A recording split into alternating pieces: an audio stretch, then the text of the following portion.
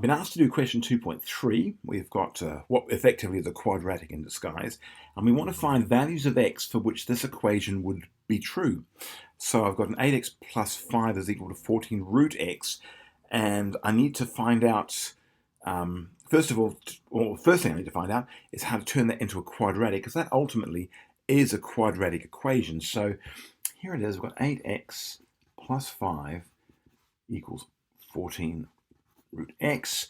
Now what I'm going to do is say, well, I've got a root x here and an x here, and this is the square of the root x. X is the square of root x. I know that because root x times root x is x. So I can start off by saying, let's let y equal root x. And the reason we're doing that is because if y is root x, then y squared must be root x times root x, which is x.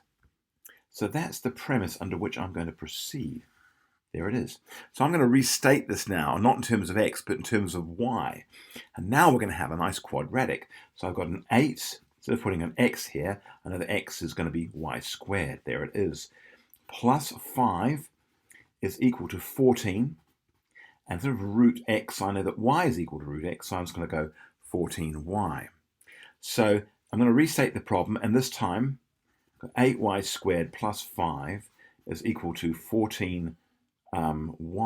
This time I'm going to subtract 14y from both sides. There it is, leaving me with a 0 on the right-hand side. So now I'm going to restate this quadratic. I've got an 8y squared minus 14y plus 5 is equal to 0. Now I'm going to go ahead and factorize that, and I'm going to factorize by division, I think. 8 5s are 40. I'll put a little sidebar over here. 40 factors of 40 are 1 and 42 and 20. Before I even go any further, I can see that I need to get a 14 of some sort. I know that 4 and 10, well, 4 tens is 40, and 4 and 10 is going to be 14. So that works out very nicely. So this implies that I'm going to have my two brackets. I've got an 8y here, an 8y here. Signs are the same, both negative. Signs are the same, both negative. And I've got a 4 and I've got a 10. There they are. So now I'm going to, well, I can divide all of that by 4, and I can divide all of this by 2. Well, 4 goes into 4y, 2y times, and 4 goes into negative y, negative 2. Oh, sorry, I beg your pardon. 4 goes to negative 4, negative 1. Let's not make big mistakes as we go along. Not good. 2 goes into 8y. Well, that would go in, let's have a look, 4y times, and 2 goes into negative 10, negative 5 times. So if that's true, either 2y minus 1 is 0. In other words, that y must be equal to, if I added 1 to both sides, I'd get a 1. If I divided both sides by 2, I'd get a half. So either y is equal to 1/2, or I've got 4y minus 5 is 0. And if I added 5 to both sides and divided both sides by 4, I'd get y is equal to 5 over 4. So they're the two things I want to test. Now let's go ahead and do that. Well, we know, for example, I'll just make a little sidebar here. We know, for example, that y is equal to root x. Because we're not really interested in y itself. We want root x is equal to these things. So let's try the first one. So y is equal to 1/2. So I've got y is equal to 1/2. Therefore, you could say root x is equal to 1/2. And if I square that side and I square this side, then x is equal to 1/4. Let's do the other side now. Well, we know that y is equal to root x. And we know that y in this case we're testing is 5 over 4. Now, if we got, that means that the square of y squared is equal to the square of 5 over 4. So x must equal 25 on 16. Okay, so let's now go ahead and test that. So we're going to put that back into the original equation. We're going to test the x values we've just found in the original equation. So I'm going to use a Sharper pencil here, I think. It's a sharper pencil. Sharp pencil, sharp mind is what my teacher used to say to me. So 8x plus 5 is 14 to the root x. We want to test, so I'm going to test a quarter first. I'm going to have 8 times 1 quarter plus 5 is equal to 14 root x. Well, that be 14, and we've got root 1 quarter.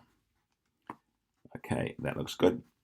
Now, 8 times a quarter, well, that's going to be 2 plus 5 is equal to 14 times square root of a quarter is going to be 1/2, or 14 times a half. And there it's correct. Half of 14 is 7, and 2 plus 5 is 7. Therefore, we can say x equals 1 quarter is a valid solution. So that is our conclusion. All right, let's check the other one, which is 25 on 16. So I'm going to have,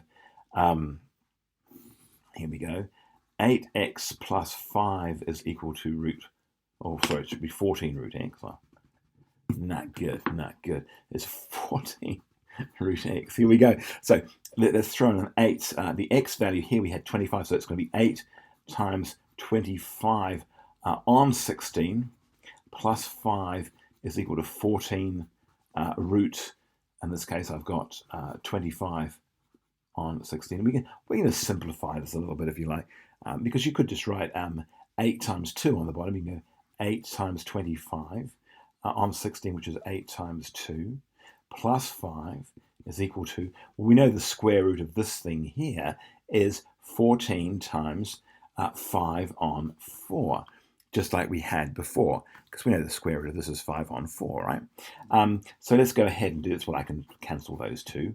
And we've got, let's have a look, 25 on 16. Well, 25 on 16 is going to be 12.5. 12.5 plus 5. Okay, which is going to be 17.5. And let's do the next one, 14. In fact, I'll do this next one on the calculator. 14 times 5 over 4. 14 times 5 over 4. And that equals 35 on 2. And what does 35 on 2 equal? 17.5. There it is, 17.5. So because this equals this, we can say, therefore, x equals, and we've got, what do we have? 5 over 4 is a valid solution. And there is our conclusion. So we've got two valid solutions. We've got x is equal to 1 quarter and x is equal to 5 over 4. Hopefully that makes sense.